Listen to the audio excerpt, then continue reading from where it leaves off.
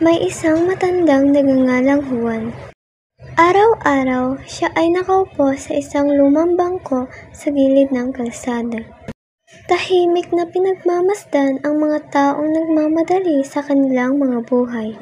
Para sa iba, isa lamang siyang matanda, isang aninong nilamon ng panahon.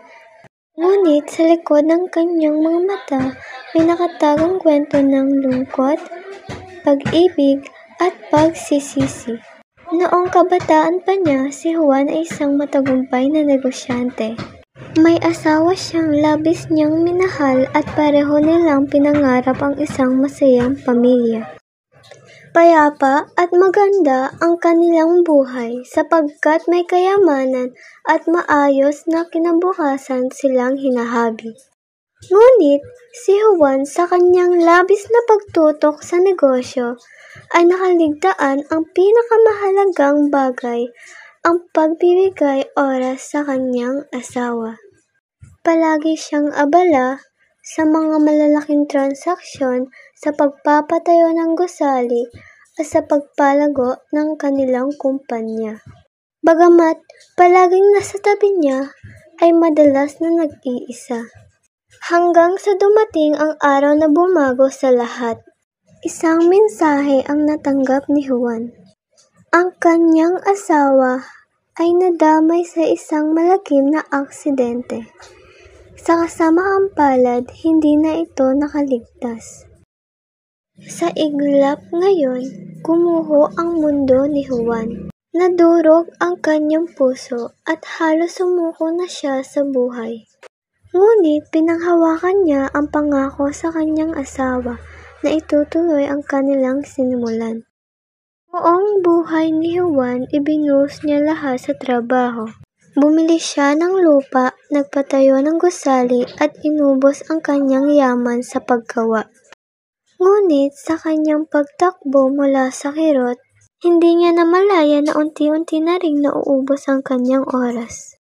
Dumating ang panahon na siya'y tumanda, humina at hindi na nakasabay sa bilis ng negosyo. Ang lahat ng kanyang ipon ay nawala. At siya'y naiwan na lamang mag-isa nakaupo sa gilid ng kalsada. Pinagmamasdan ang oras na dumaraan. Isang araw, napansin ni Juan ang isang binatang nagngangalang Jacob. Araw-araw dumaraan ito sa kanyang harapan. Laging nagmamadali pagpasok sa trabaho, halos walang pakialam sa paligid. Tila ba siya mismo noong kabataan? Isang hapon, sa sobrang pagod, napahinto si Jacob at umupo sa tabi ni Juan. Doon nagsimula ang kanilang usapan.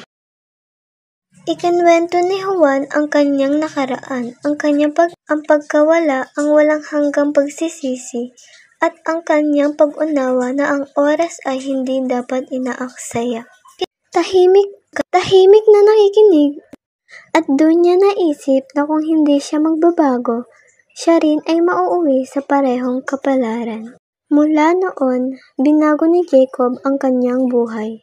Naging kalmado siya, inuna ang kanyang pamilya, at pinahalagahan ang bawat saglit ng oras.